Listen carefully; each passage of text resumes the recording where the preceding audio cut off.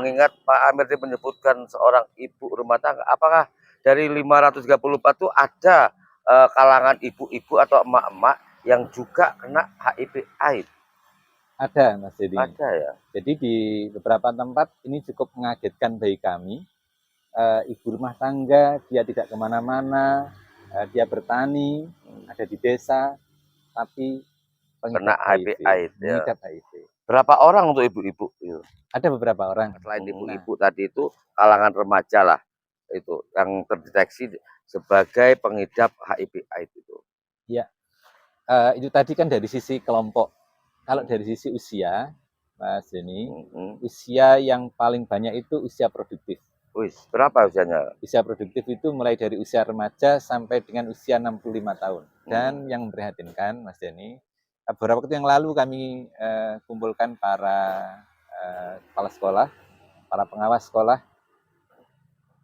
Ini terjadi di usia remaja. Wih, yang banyak malah ya? Iya, di usia remaja. Bahkan ada guru dan ada siswa juga yang termasuk terdaftar pengidap HIV AIDS. Betul. Dia positif HIV AIDS dan dia ini pertama terjadi, maka ini keperhatian kita semuanya, mohon atensinya terutama di jajaran pendidikan, terutama waktu itu menurut testimoninya, ini waktu itu kami panggil, kami kumpulkan supaya mereka dengar sendiri. Jadi mereka diruda paksa oleh gurunya. Kelas 1 SMK.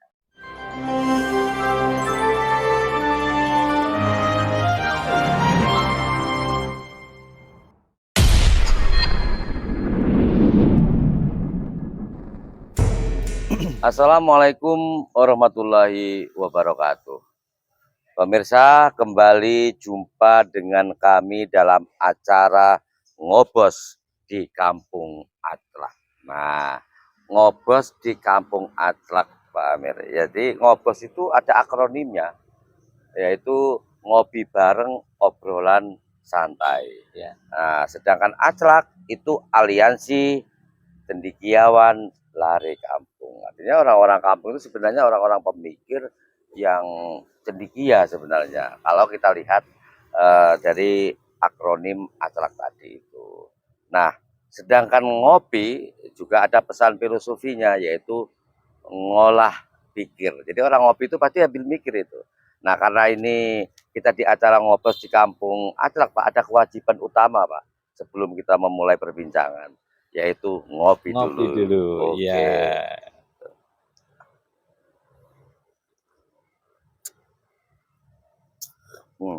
Mantap ini kopinya. Memang nikmat kopinya ini. Asli Banyuwangi masalahnya. Asli, ya. Memang kopi terkenal kopi Banyuwangi itu kenapa ya? Sebenarnya enak, banyak produktif, tapi nggak sampai booming gitu ya. Apa kurang pengelolaan atau gimana? Kita juga nggak tahu ya. Promosinya yang kurang.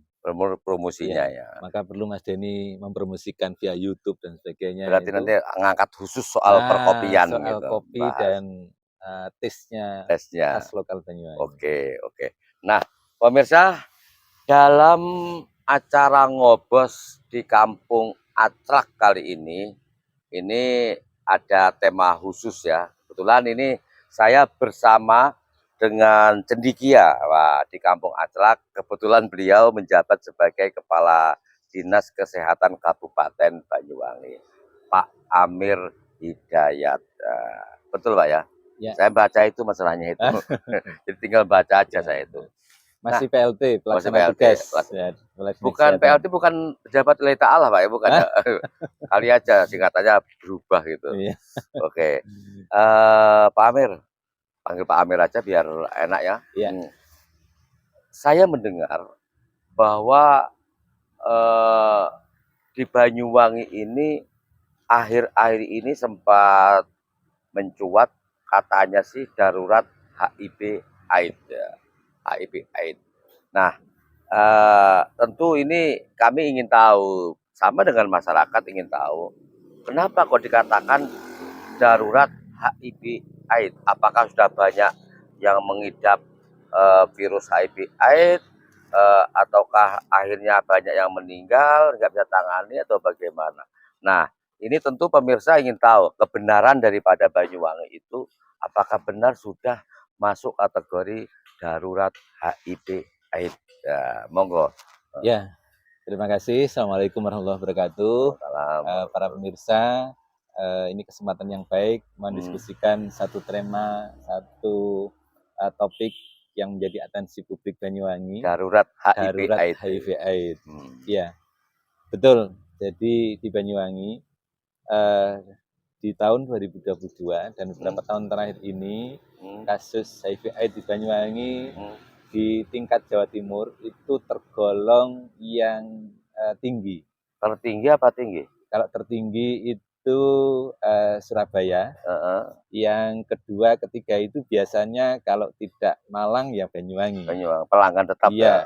Biasanya Banyuwangi ini peringkat 2 ini. Nah, beberapa tahun terakhir ini nampaknya seiring dengan upaya penemuan kasus yang semakin intensif, maka semakin banyak yang ditemukan, Mas Jenny. Saya ingin sampaikan dulu kepada pemirsa bahwa HIV/AIDS di Banyuwangi tahun 2022 itu ada 534 kasus. 500? Ada 534. 534 kasus. Nah, ini meningkat di tahun 2021 yang hanya 447. Nah, pemirsa, di beberapa daerah barangkali kasusnya itu rendah. Tapi ini ada dua kemungkinan. Rendah itu bisa jadi memang kasusnya sedikit atau tidak ada kasus.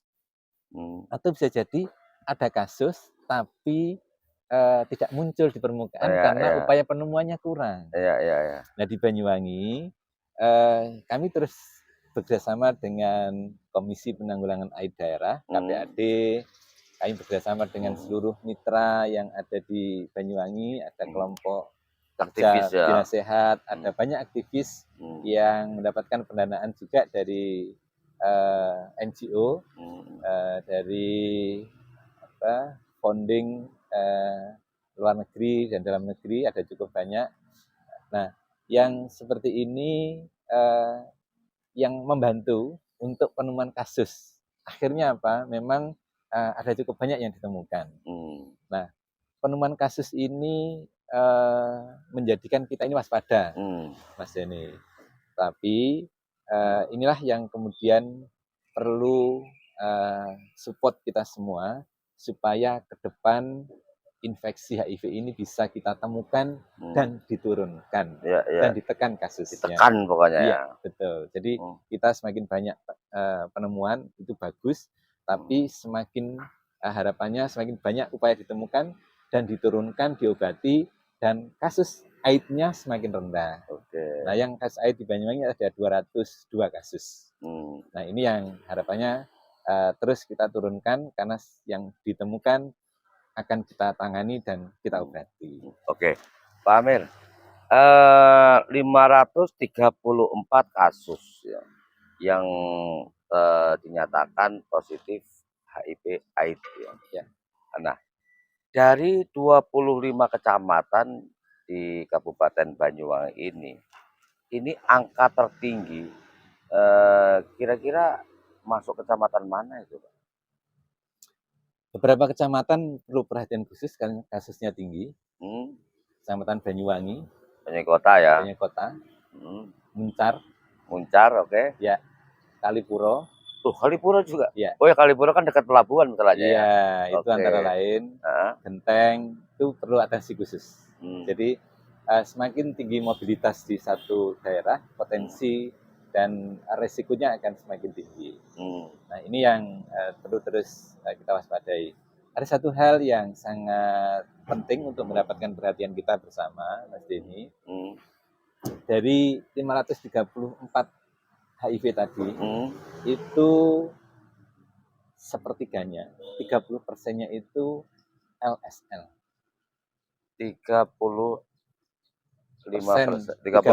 ya, dari 534 itu LSL, lelaki, seks lelaki.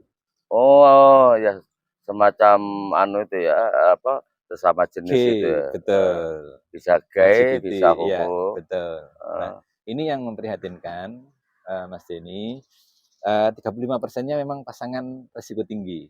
Tapi yang 30% ini meningkat dari tahun sebelumnya. Dulu di Banyuwangi itu IDU, intravena drug use.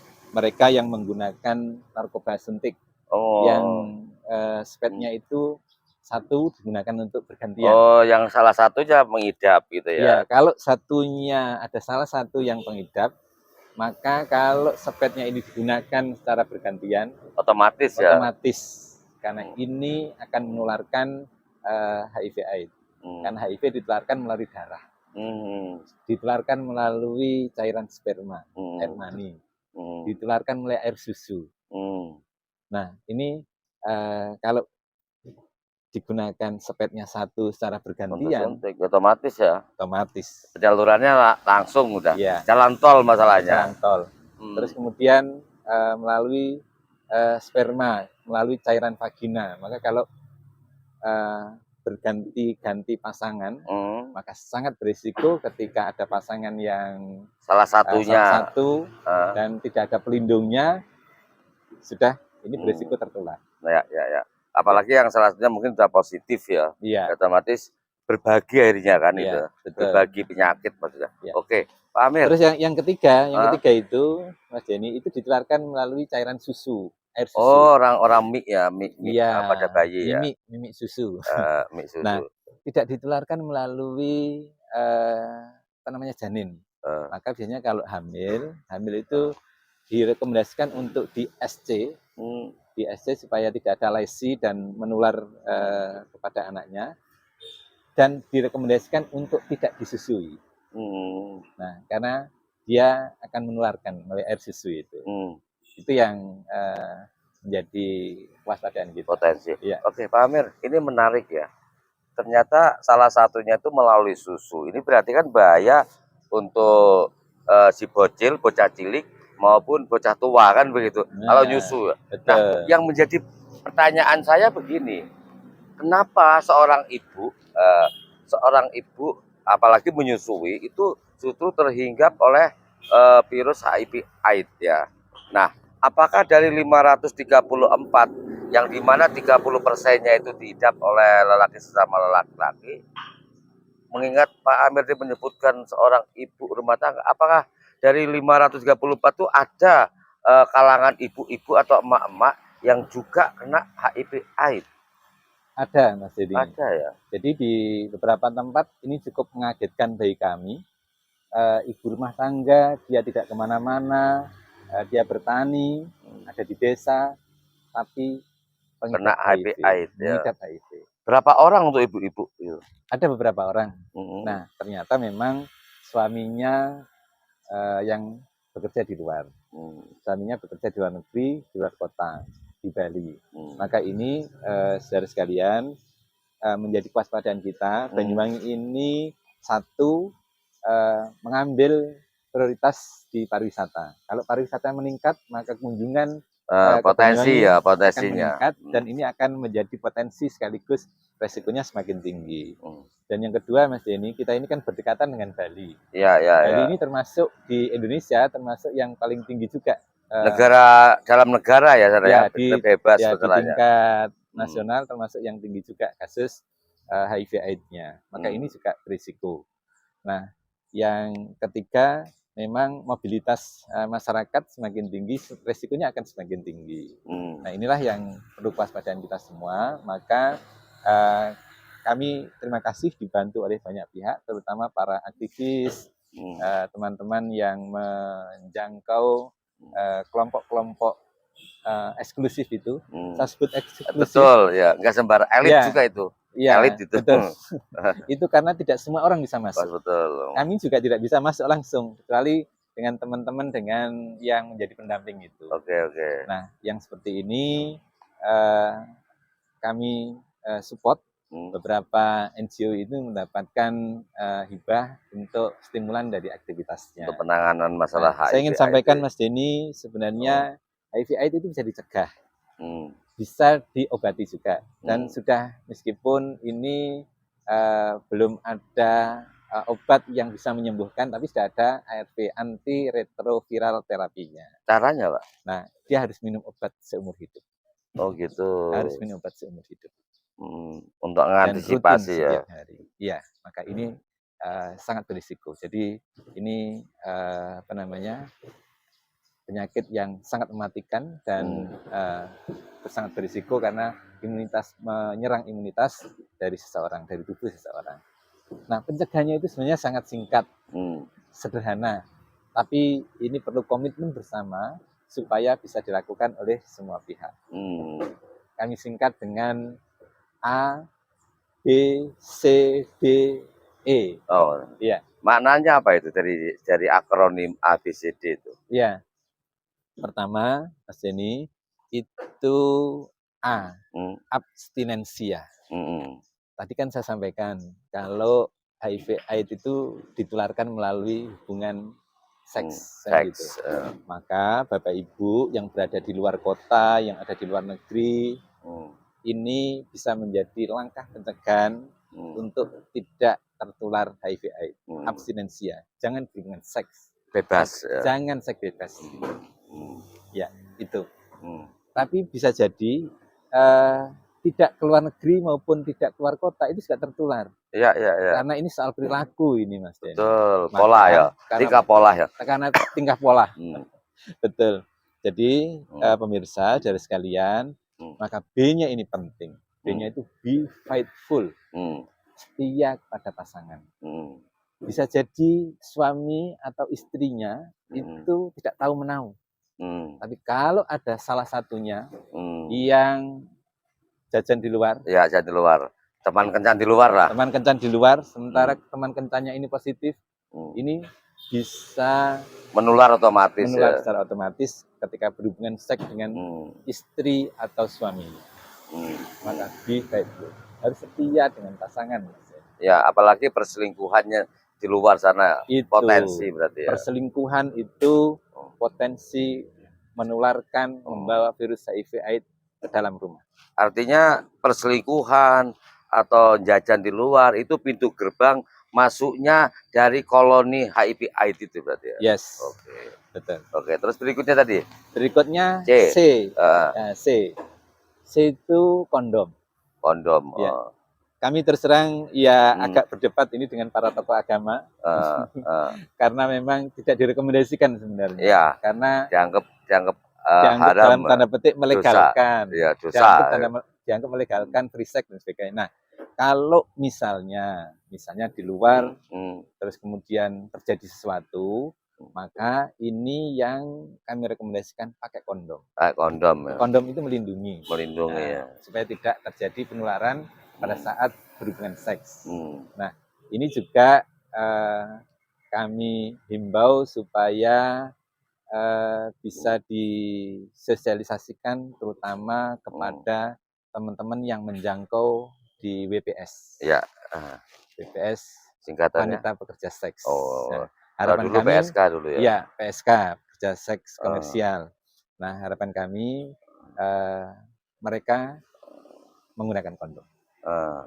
Mereka menggunakan kondom. Ya. Kalau PSK, kalau PSK itu kan istilahnya peramu selera kenikmatan PSK itu kan. Ya, PSK itu kalau disingkat itu. Iya. C, sekarang apa? D ya? D. D itu artinya no drug. Drug itu obat narkoba itu, Mas Jenny, itu sangat dekat dengan HIV. Mereka yang menggunakan obat itu berisiko tinggi terhadap HIV/AIDS. Dan biasanya free sex itu terjadi mereka pada yang sering menggunakan narkoba itu.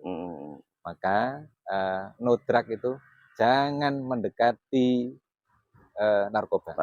Jangan mendekati narkoba. Terutama yang narkoba suntik yang sepetnya digunakan bergantian. Kami dengan beberapa kelompok, beberapa aktivis itu memberikan saran supaya sepetnya kalau masih menggunakan sepetnya tidak bergantian. Dan kami berikan secara gratis. Jadi syukur kalau misalnya ya secara bertahap dihindari dan dia meninggalkan berhenti. Tapi kalau tidak, maka jangan menggunakan sepet bergantian. Artinya drug atau narkoba itu ibaratnya itu jalan tol menuju HIV/AIDS berarti ya.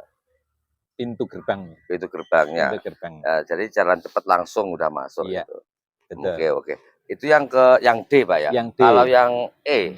Yang E-nya itu adalah edukasi. Edukasi. Nah, Oke. Mas Denny, kami berharap ini tidak hanya Hmm. kami di jajaran kesehatan yang menyampaikan informasi ini, Mas Denny bisa menyampaikan informasi para tokoh agama, tokoh masyarakat. Kami mohon kepeduliannya untuk memberikan warning bahwa ini adalah kekhawatiran kita semuanya. Kasus HIV/AIDS di Banyuwangi sangat tinggi, ada 534, meningkat di tahun sebelumnya, dan ini diperkirakan juga semakin meningkat karena Mas Denny, saat ini sudah tidak ada pembatasan kegiatan masyarakat. Iya. 2 tahun yang lalu, 2 tahun yang lalu itu di 2020 itu ya. pada pandemi itu relatif menurun karena mobilitas dibatasi. Betul. Nah, sekarang pandemi sudah selesai, mobilitas semakin meningkat lagi. Ini menjadi kekhawatiran kita, mobilitas semakin tinggi dan kasus HIV/AIDS semakin meningkat juga. Mudah-mudahan tidak terjadi. Amin. Mudah-mudahan ini berkurang, Pak. Ya. Karena ya kasihan lah Banyuwangi jangan sampai tercemar hanya gara-gara HIV/AIDS. Iya. Oke, Pak Amir, tadi disebutkan bahwa ada 30% dari 534 yang dinyatakan positif HIV/AIDS itu kalangan hubungan sesama jenis. Ya. Terus beberapa ibu-ibu atau emak-emak ya, itu ada 10 emak-emaknya itu. Lebih malah. Ya. Itu ibu-ibu yang paling banyak daerah mana itu kecamatannya itu? Ada di beberapa tempat juga. Apa disebutkan dari Banyuwangi Kota, Genteng, Glenmore, antara lain juga ya. Antara lain. Oke. Ya. Selain sesama jenis, ibu-ibu. Nah, sekarang kalangan remaja, kita tahu bahwa kehidupan remaja sekarang ini kayaknya freedom ya. Freedom betul itu sampai menjadi malam-malam di tempat kafe-kafe. Ini kan potensi untuk larinya kepada sesuatu yang negatif.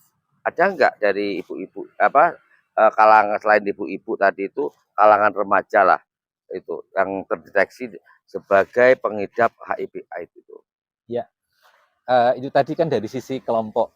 Kalau dari sisi usia, Mas Denny, usia yang paling banyak itu usia produktif. Berapa usianya? Usia produktif itu mulai dari usia remaja sampai dengan usia 65 tahun. Itu usia produktif yang kita ini sangat prihatin. Seharusnya mereka dapat menghasilkan sesuatu, dapat memberikan karya terbaik pada Banyuwangi, pada bangsa ini, tapi mereka jadi pengidap HIV/AIDS. Dan yang memprihatinkan, Mas Denny, beberapa waktu yang lalu kami kumpulkan para kepala sekolah, para pengawas sekolah. Ini terjadi di usia remaja. Yang banyak malah ya? Iya, di usia remaja. Bahkan ada guru dan ada siswa juga yang termasuk terdaftar pengidap HIV/AIDS. Betul. Dia positif HIV/AIDS dan dia ini pertama terjadi, maka ini keperhatian kita semuanya, mohon atensinya terutama di jajaran pendidikan. Terutama waktu itu menurut testimoninya, ini waktu itu kami panggil, kami kumpulkan supaya mereka dengar sendiri. Jadi mereka diruda paksa oleh gurunya. Kelas 1 SMK. Jadi ada guru juga. Ya. Nah, ini yang sangat memprihatinkan bahwa siapapun bisa berisiko untuk menularkan dan bahkan di jajaran pendidikan.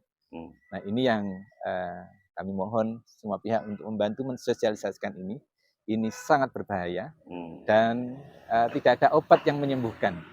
ARV yang tadi kami sampaikan, antiretroviral terapi itu hanya memperpanjang kualitas hidup.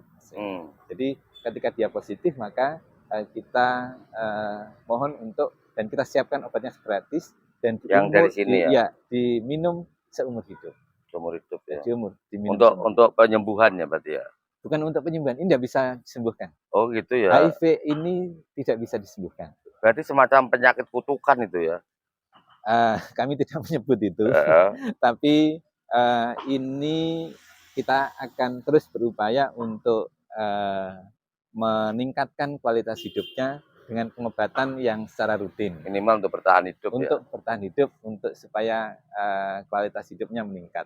Karena kalau misalnya tidak diobati, Mas Denny, itu misalnya dia kena diare, itu bisa diare terus-menerus karena imunitasnya memang sangat rendah, Lemah dan ya. itu sangat Tapi lemah. itu kan juga walaupun dikasih obat untuk seumur hidup kan masih potensi menularkan itu. Betul. Berarti mereka dikarantina berarti. Kami tidak mendiskriminasi, tidak mengkarantina, tapi kami harap yang seperti ini keluarganya memberikan edukasi secara baik, mereka kita berikan pemahaman dan pendampingan sehingga tidak melakukan hubungan seks kepada orang-orang yang tidak yang sehat. Sehat ya. Tidak menularkan, intinya seperti itu. Tapi ada yang menarik dari penjelasan Pak Amir tadi ya. Ternyata diantaranya dari pengidap HIV/AIDS itu ada seorang guru di dunia pendidikan. Betul. Nah ini kan mengingatkan kita kepada sebuah peribahasa Pak. Jika seorang guru kencingnya saja berdiri, berarti murid-muridnya bisa saja kencing sambil berlari-lari. Karena keteladanan guru ini sangat berpotensi mempengaruhi anak didik kan gitu. Nah, sekarang begini, Pak. Mengingat ini sudah sampai ke dunia pendidikan, bahkan tadi disebutkan usia-usia produktif, mulai remaja yang banyak. Sementara dari pihak Dinas Kesehatan berupaya membantu memberikan obat seumur hidup. Tapi tetap saja bahwa ini potensi. Apalagi mereka tidak potensi menularkan maksudnya. Apalagi mereka itu tidak dikarantina. Nah sekarang yang menjadi pertanyaan begini Pak. Masyarakat ini kan nggak tahu Pak. Nggak bisa membedakan apakah si ABC ini positif ataukah negatif HIV/AIDS ataukah sebaliknya. Untuk mengetahui orang-orang yang memiliki tanda-tanda pengidap HIV/AIDS itu apa yang bisa dikenali dengan mudah Pak? Secara umum memang tidak bisa, karena setelah terinfeksi sampai dengan Windows periodnya itu sekitar 5 tahunan, itu dia masih dalam keadaan sehat kan gitu. Jadi baru kemudian fase AIDS itu yang dia akan menurun secara drastis kalau kemudian dia tidak diobati dengan antiretroviral terapi itu. Nah, Mas Denny, para pemirsa, ini yang menjadi keprihatinan kita semuanya. Maka kami minta supaya keluarganya terutama, karena ini tidak boleh dibuka untuk umum. Jadi B20, kami sering menyebut dengan B20 itu kita berikan inisial secara khusus dan ditangani secara khusus. Nah, kalau kemudian dia beraktivitas dan kemudian dia mengurus layanan apapun, layanan administrasi kependudukan, harapan dan seterusnya misalnya, itu harapan kami juga tidak mendapat diskriminasi. Nah, kalau masyarakat tahu kan, waduh ini ada yang positif dan sebagainya. Harapan kami tidak seperti itu, karena HIV/AIDS itu, Mas Denny, diskriminasi nanti itu ya, khawatirnya didiskriminasi. HIV/AIDS itu tidak ditularkan melalui jabatan tangan, itu tidak ditularkan. Melalui misalnya cipika-cipiki itu enggak. Bekas minum ini? Bekas minum itu enggak. Misalnya minum ini sisa, sama-sama sama saya gantian. Enggak menularkan. Oh gitu. Tidak ditularkan melalui cairan keringat. Tidak ditularkan melalui bersentuhan. Melalui batuk tidak. Nah, tapi salah satu tadi yang sebutkan gitu ya. Darah, cairan sperma, cairan vagina, suntik, air susu. Nah, seperti itu. Jadi narkoba suntik itu menularkan antar darahnya itu. Kalau Mas Denny luka, terus kemudian bersentuhan dengan darah orang lain, ya. Nah itu bisa. Tapi jabat tangan dan sebagainya, hubungan sosial ini tidak aman ya. tidak menularkan. Artinya nggak perlu ditakuti ya. Nggak perlu ditakuti, sehingga ini yang mungkin kalau misalnya inisialnya itu dibuka, maka khawatirnya ada diskriminasi. Ya. Nah, kita minta ada 3-0, itu yang menjadi target kami sampai dengan di 2022 30 target dari pemerintah, target dari Kementerian Kesehatan, zero infeksi baru HIV/AIDS, zero kematian dari HIV/AIDS, dan zero diskriminasi. Zero infeksi baru itu kami terus menemukan, dan harapannya tidak ada infeksi baru, tidak ada tambahan baru. Nah, ini agak berat, agak sulit, kami mohon untuk dukungan dari semua pihak. Zero kematian. Nah, kalau kemudian kita temukan, maka kita akan terapi dengan ARV itu, dengan ART itu. Nah, harapannya kualitas hidupnya semakin meningkat. Nah, kalau kualitas hidupnya semakin meningkat, umurnya semakin panjang, itu menjadi satu keberhasilan dalam program penurunan HIV/AIDS ini. Dan yang ketiga yang tadi kami sampaikan itu, Mas Denny, kami rahasiakan, dan itu prosedurnya memang seperti itu, supaya tidak ada diskriminasi dalam kehidupan sosialnya. Ya, di tengah masyarakat. Betul. Oke, Pak Amir. Apa namanya, kalau kita tadi mendengar dari penjelasannya bahwa HIV/AIDS itu tidak bisa sembuhkan. Obat itu berfungsi hanya untuk kebertahanan hidup. Ya. Artinya di sini kan hidup segan, mati tak mau akhirnya kan. Tapi dia nggak punya daya apa-apa. Nah, agar masyarakat sadar, memahami, sekaligus mengantisipasi tentang gejala-gejala termasuk bahayanya HIV/AIDS supaya tidak seperti hidup segan mati tak mau tadi, kan perlu pencerahan kepada masyarakat, Pak. Monggo disampaikan. Ya, pemirsa, seperti yang tadi kami sampaikan, HIV/AIDS bisa dicegah meskipun tidak bisa disembuhkan. Maka yang tadi kami mohon untuk disampaikan edukasi kepada masyarakat dengan ABCDE. Abstinensia, tidak berhubungan seks secara bebas, be faithful, setia kepada pasangan, menggunakan kondom, menghindari narkoba, dan memberikan edukasi kepada keluarga dan masyarakat sekitar tentang bahaya HIV/AIDS.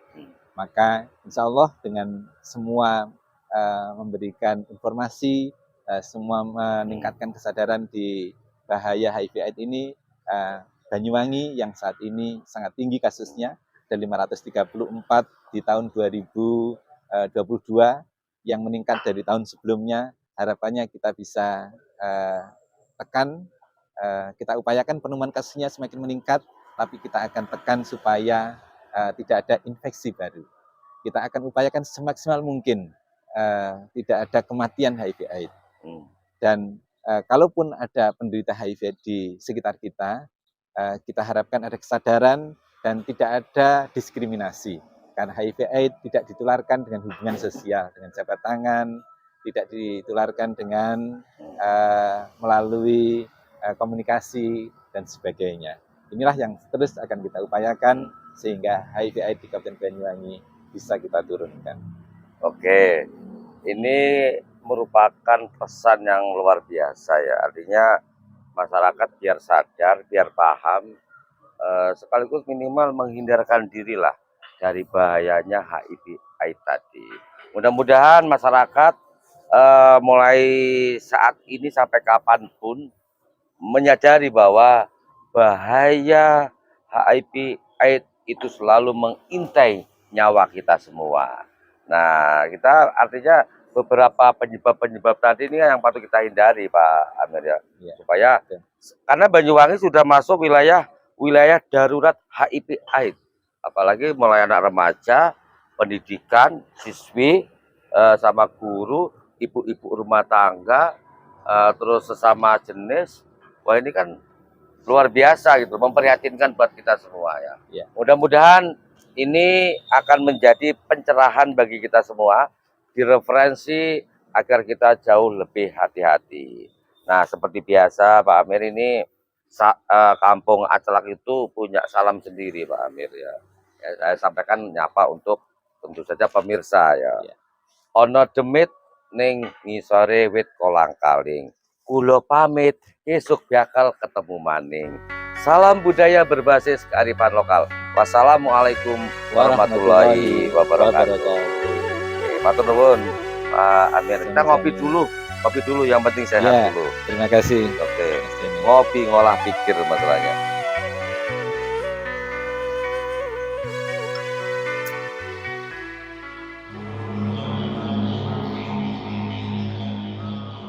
Di Kampung Aclak untuk menandai apa namanya orang-orang pemikir cendekia. Ini ada tanda kebesarannya, Pak. Nah ini namanya t-shirt namanya atau kaos orang-orang nyebutnya itu. Ya, Oke. Ini semacam ini, Pak. Kenapa hitam kita pilih warna?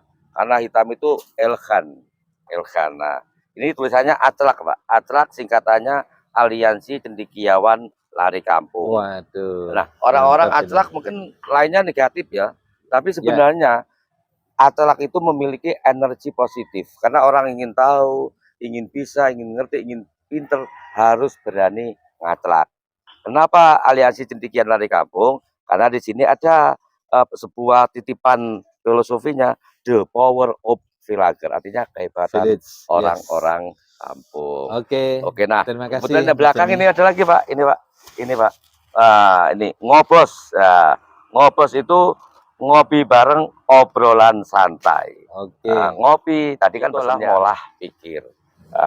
Terus ini perlu dicontoh ini Ya. luar biasa tagline-nya. Tagline-nya. Pemirsa, belajar, berlatih, berkarya nyata. Nah. Kita ini mesti melakukan Selalu belajar ya. melakukan 3 hal ini. Selalu belajar, selalu berlatih, dan bekerja berkarya nyata. Berkarya untuk bekerja nyata. nyata. Iya. Terus Oke. gini, Pak.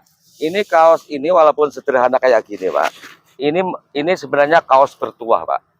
Ketika seseorang mengenakan ini, maka dia akan tersugesti seperti halnya keinginan the power of villager ini. Akan menunjukkan kehebatannya, Ya. termotivasi karena kalau orang-orang cendekia. Ya. Nah, ini mudah-mudahan ini Terima monggo kasih, diterima dulu. Mas Denny. Ya, mudah-mudahan Ya. bermanfaat, yang penting barokah. Ya, Terima kasih. amin. Terima kasih. Oke. Ini luar biasa. Semoga ini menjadi inspirasi kepada semuanya. Amin. Mas Denny yang sangat inovatif. Hmm. Harapannya teman-teman dan semua pemirsa juga bisa membuat inovasi-inovasi yang seperti ini. Tapi ini sementara limited edition ini, Pak. Gitu ya. Ya, Oke. hanya orang-orang yang dalam kampung Aclaknya ini. Ya, Oke. terima kasih. Terima Oke. kasih. Ya. Iki tutu Aclak kesenjarangan tapi ngeatake wong cendekiawan. Iki tutu kampung